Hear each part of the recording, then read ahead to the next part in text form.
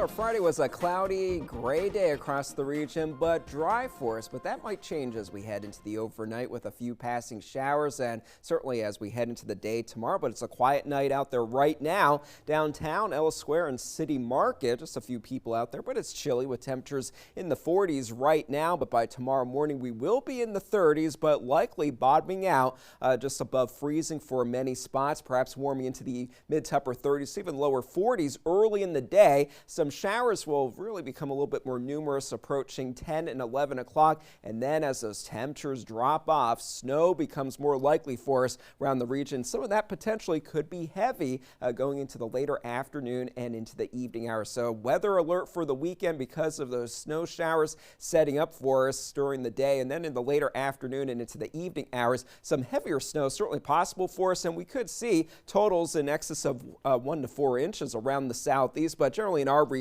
1 to 4 with those higher amounts to our north. But then as the system moves through that we have been tracking, bitterly cold conditions are still expected to set up for Sunday with wind chill values likely down into the single digits. So as far as current alerts, as far as the wintry weather, north of Interstate 16 in the counties highlighted in purple, that's where we do have a winter storm warning in place starting tomorrow morning, continuing into Sunday. That's the best area that we could see, or the area that we would have the best chance of having accumulating snow. Still a potential for that south of 16 where we do have the winter weather advisory in place, perhaps up to about an inch of snow possible in those areas. But here is our forecast for snow totals. To our north, 2 to 4 inches, but that could creep into some of our northern counties, but generally around our region 1 to 2 inches along and just north of Interstate 16, south of 16, perhaps flurry to about a coating of snow up to maybe about an inch or so at the most. As far as Vipercast, we will have a few passing showers for tonight. Temperatures in the 30s and 40s.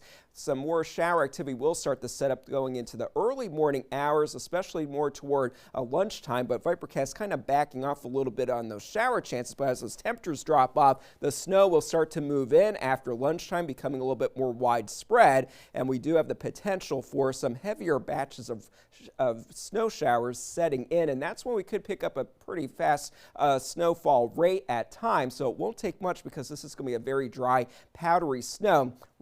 Snow showers rather continue past midnight, but then just a few flakes flying the first thing Sunday morning, and then the temperatures will be very cold in the teens. When you factor in the wind, single-digit wind chills are expected, so there is an extreme cold warning in place for the entire coastal empire and low country. Vipercast is on board with that with single-digit wind chills. I think at times we could see them at 0, if not below 0, for a few of our inland communities. Now, with all the snow and cold weather moving in for us, meteorologist Jeff Vorick joins us now with some safety tips that you can use to stay safe this weekend. Jeff.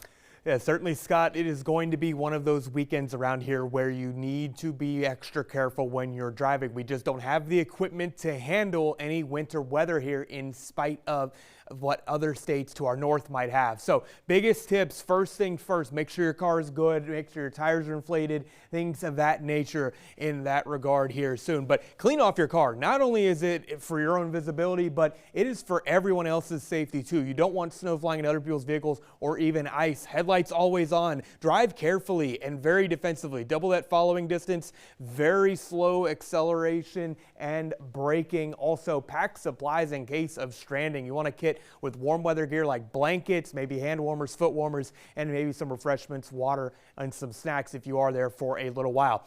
Bridges freeze before roads, folks. Not a suggestion. It is the way it works. Cold air flows under both parts of the structure. It cools off much quicker. That's where the first slick spots develop, and that's where black ice comes into play on those next nights. And that snow will start accumulating first on those grassier or dirt surfaces. If you have a soft shoulder, that is going to be very difficult to drive on, so be careful if you do need to pull over, and also give space to somebody that's trying to get back on the road too. Eventually though, there will be accumulation on roads, but it will come on those grassy areas first.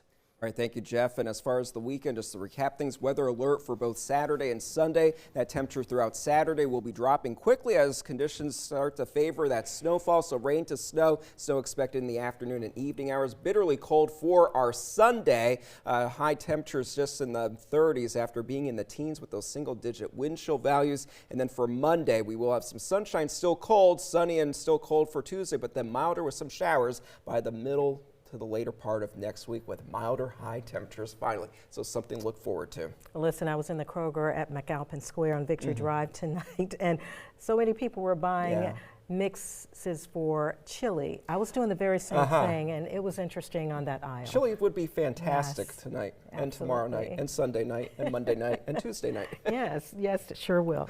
All right, Scott, thank you. Well, you know,